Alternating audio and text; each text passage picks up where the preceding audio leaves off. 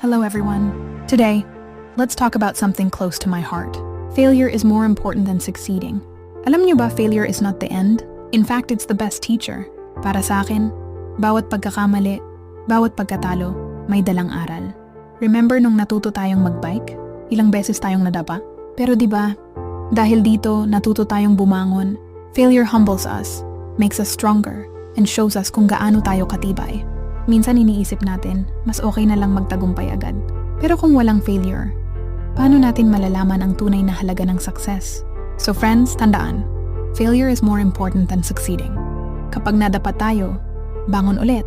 Kasi dyan tayo lalong tumatapang, tumatalino, at nagiging tunay na grateful. Muli, maraming salamat sa pakikinig and always be proud of your journey. Thank you and God bless.